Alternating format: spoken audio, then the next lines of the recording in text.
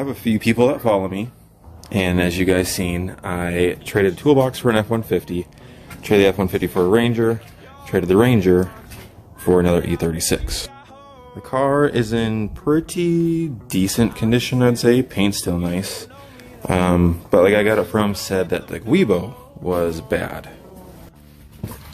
So, there's the Guibo. It's pretty bad, but not bad enough to be making the sounds that it makes, so I decided to give it a shake. That's way down in the middle. So now, instead of just dropping a few things, we're going to have to drop the entire exhaust, take it to the center bearing, and hope that's not... Hopefully that's the only thing that's wrong. I am not upset though, I'm still very happy with this car. It does have immaculate paint. I'll keep you guys updated on this fun little trip. It is pretty clean though. Also, let me know if anyone actually wants to follow these little repair videos that I make, if that's what we want to call them. And I'll try to make them a little bit more often. This one's got plenty of things I need to get fixed and going on it, so. Well, TikTok, we finally made it out of here. Sorry, this hasn't really been a priority seeing it's not my only car. Got the heat shield down, got the exhaust dropped, and it is definitely that center bearing. This is supposed to be over here, or connected over here, and holding this guy. So, my old dryer shaft, just flopping around, having a good old time, denting stuff. One cool thing, though. Kind of got aftermarket headers, which is nice, because E36s have terrible stock headers. We're slowly getting there. Now the question is, do I want to take the exhaust off of the daily, soon to be daily, and put them onto the drift car, or just roll around in a daily with cool exhaust setup? So I got a little anxious. Parts won't be here till Friday, but I decided to get all of the drive shaft and everything out tonight, just so when they do get here I can slap it up back in easy, faster. Thought I'd give you guys insight on how this looks, I guess. So I'm not exactly sure how long he was driving this for, but most of the nuts look just like this. Some of the hex heads look just as bad. Guibo is out. It's pretty toast, if my phone would focus. Good thing I got a new one coming. And then the center support carrier bearing. There's one piece, there's one piece, and there's supposed to be a little shell that goes around this bearing and is connected to these that holds it into the car. The front's not really that bad. Some marks from where it was rubbing, but nothing bad.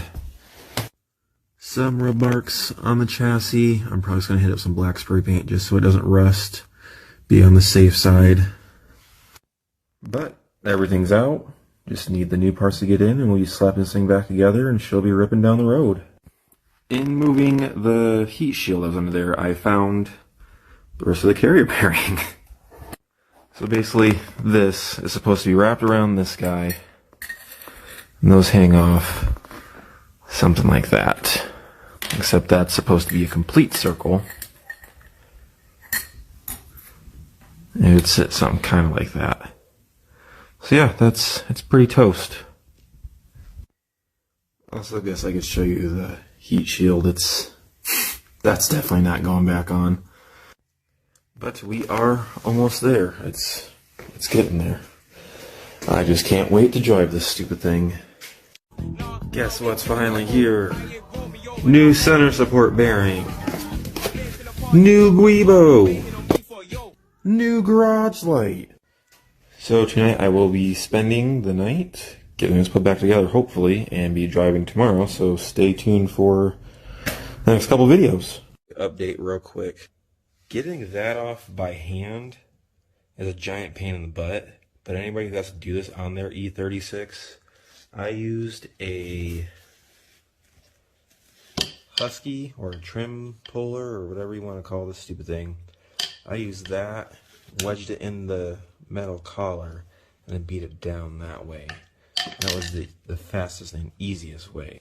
Still a pain, but it's off, so one step closer. One more quick thing for these. There is a snap ring that goes here, so if you are doing this for your first time, please don't forget to take that off. Getting this on is a lot easier, and it bottoms out pretty much right where the snap ring line is. So that makes it much easier, and it does go in a lot easier than it comes off. Alright, so the new Guibo is in. I don't know if you can see that. I did hit the scrape marks with some primer, just so it does not rust. New center bearing is on. So now we're getting ready to reassemble the drive shaft. There's only one thing I forgot about. These are balanced together, and I forgot to mark it before I took it apart. So hopefully the vibrations aren't too bad. Otherwise, I'm going to be pulling this all out again just to go get it balanced. But we are almost there. Alright, we are, as far as I know, done. I have not taken it for a test drive yet.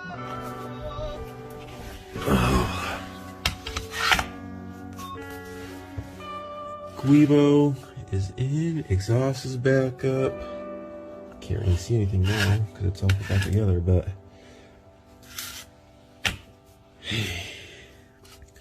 next step is to take it for a test drive tomorrow, and then after that we are going to figure out why we are leaking so much.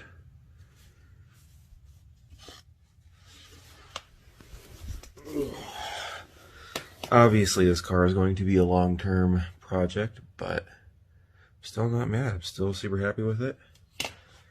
Take it for a test drive tomorrow. Well, we are on our first drive with the E36.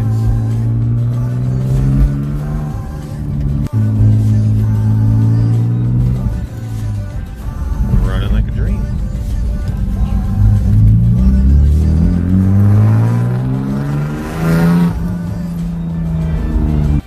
I haven't really gotten to take it on any like high speeds yet, just took it around the block real quick, but there was no vibrations from the drive shaft, no rubbing, no anything. Everything seems good so far. So next projects for this car is figure out why we were leaking transmission fluid, why we were leaking oil, and to get this door to open because the mechanism is broken and it broke with the door closed. So that's something I actually don't know how to do yet. So that's gonna be learning.